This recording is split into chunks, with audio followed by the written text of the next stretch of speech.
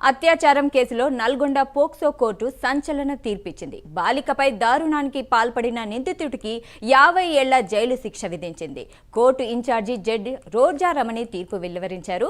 బాలికపై అత్యాచారానికి పాల్పడ్డారన్న ఆరోపణలపై 2021లో తిప్పర్తి పిఎస్లో ఖయ్యూం అనే వ్యక్తిపై కేసు నమోదైంది. ఇక 2022 నుంచి జిల్లా కోర్టులో వాదనలు కొనసాగుతున్నాయి. ఇవాళ నల్గొండ పోక్సో కోర్టు తుది తీర్పిచ్చింది.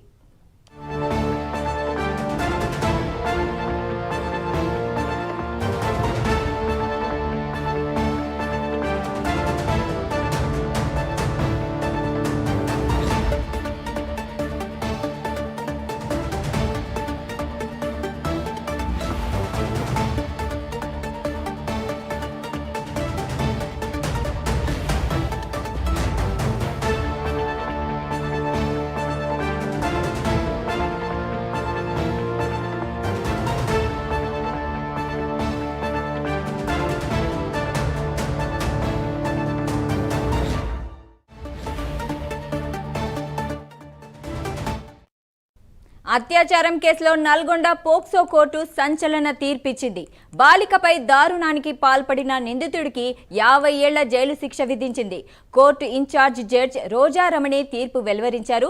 ఇక బాలికపై అత్యాచారానికి పాల్పడ్డాడన్న ఆరోపణలపై 2021లో తిప్పర్తి పిఎస్లో ఖయ్యూం అనే వ్యక్తిపై కేసు నమోదైంది.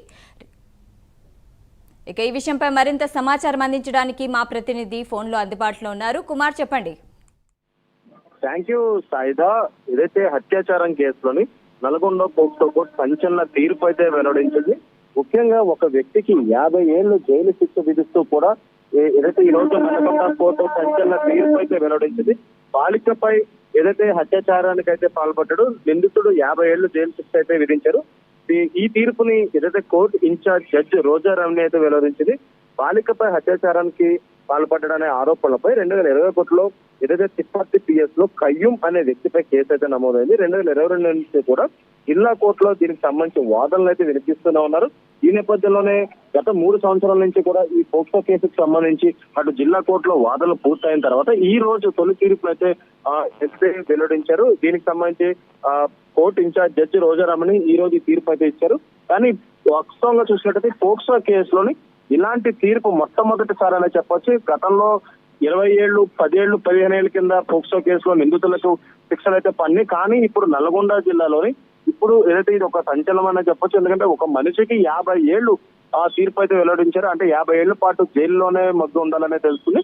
ముఖ్యంగా ఒక మైనర్ బాలికపై ఖయ్యూం అనే వ్యక్తి ఏదైతే దీనికి సంబంధించి ఒక అత్యాచారానికి అయితే పాల్పడి ఈ నేపథ్యంలో 2021లో దీనిపై కేసు అయితే నమోదైంది. తాజాగా ఈ రోజు దీనిపై ఏదైతే తీర్పు అయితే వెల్లడింది. సాయిదా.